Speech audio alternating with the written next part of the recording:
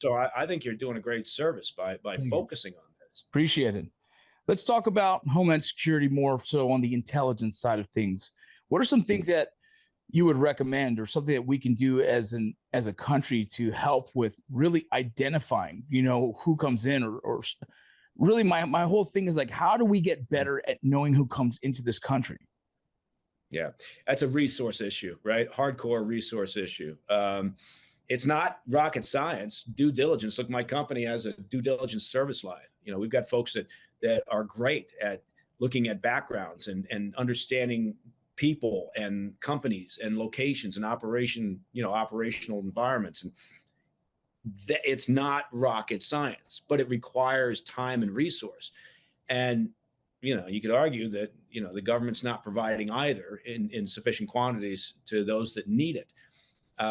And you can't, you've got to do this on several tracks at the same time, right? You've got to figure out a way to minimize, logistically, the number of people who are coming across the border to be processed. And so then I go back to that remain in Mexico, or the first safe site, for people seeking asylum. Yes.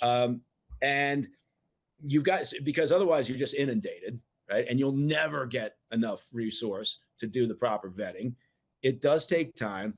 And that also requires, access and liaison, right? Because a lot of this information, someone comes across from China. Look, the reality is the Chinese regime isn't going to say, oh, yes, well, here's the information we have on him, right, and cooperate with you in some due diligence exercise to vet an individual coming across. Much like you're not going to get that from Venezuela. You're not going to get it from a variety of locations around the world. And so you have to build that capability internally. And we can certainly do that, right? Yeah. We can, but it's almost, I think when people look at it, it's almost too daunting in terms of the money that it would cost, the time that it would take for processing each individual. And so therefore, then what you get is, you get a breakdown in the system when we start letting people in and we really don't know much about them. Yeah. And again, that's just the people that are encountered, right? It doesn't count for the people who are coming across without any contact with law enforcement. So I'm not saying it's not difficult. Don't get me wrong. I'm just saying it's doable. We could do it, but it takes willpower and it takes several different approaches at the same time, right? It's not just saying throw more money at it so you have more access to data and you have more time and more detention beds and you can hold more people while you're doing the vetting process. You got to actually be serious about working with the countries where you're having the most influx to say, no, this is not the way it's going to work, right? We got to figure something else out. I don't know. Yeah. And again, it's complicated, but I'm a big believer in American ingenuity. And I think there's some pretty smart minds, maybe not necessarily all up on Capitol Hill, that could figure this out. Yeah. Excuse my ignorance on this question, but does Mexico have a similar agency like the CIA? It does, yeah. CSEN, yeah. And do we have a good partnership with them currently at this time?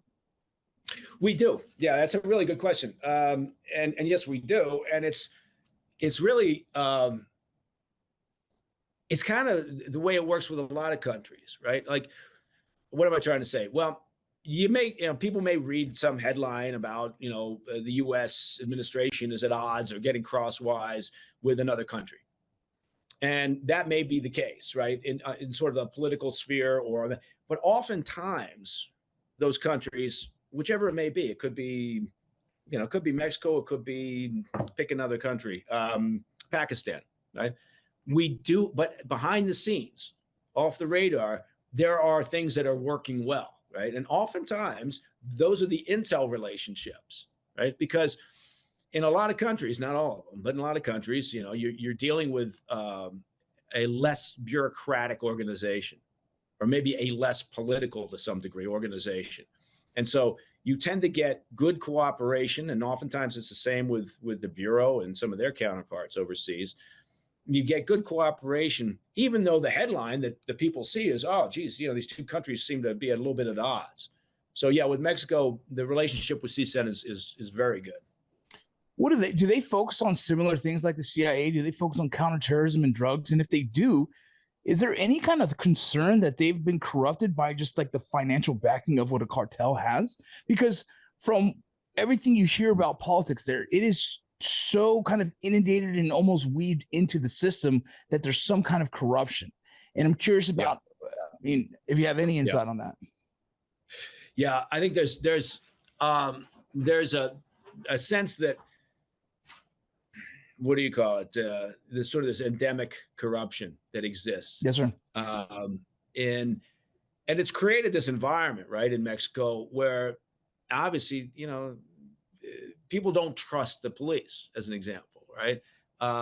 You get so much unreported crime because they think perhaps why bother, or maybe this is going to cause me more trouble, right? So you have very few trusted institutions. The Marines would be an example of for the most part, a trusted institution down in Mexico, but the corruption problem in terms of the intel organization, it's an issue, right? But when you're in intelligence and you're dealing with other folks, liaison partners, with the exception of a handful, right? The UK being one of them, you're always a little bit pragmatic, right? You're always a little bit realistic about how far the shared agenda goes. Yes. Right. So, it's a bit of a dance. Do you share everything? Well, no. Do they share everything? No. Right. No. But you also go into it knowing, look, in this particular environment, yes, corruption has been an issue. Yes, the cartels, try to get their fingers in everywhere, right? And so is that a possibility? Of course it is. So you act accordingly. Yeah. I've worked with some law enforcement officers from the Mexican side, and there's people there that have great intentions and really want to see the country thrive. And some of those individuals, unfortunately, are no longer with us because they kind of stood that ground. Even recently, there was just a politician who was just beheaded on the news. You can see he's just in the political space. It's just as dangerous. 6 days on the job. 6 days. 6 days on the job.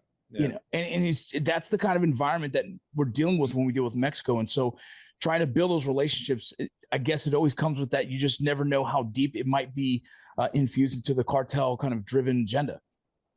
Well, and I mean, you go back a couple of administrations, and there was an attempt, right? There was an attempt to try to fight back against the cartels and the drug culture, and that resulted in some horrendous violence, right? And eventually, the population was just getting tired of it,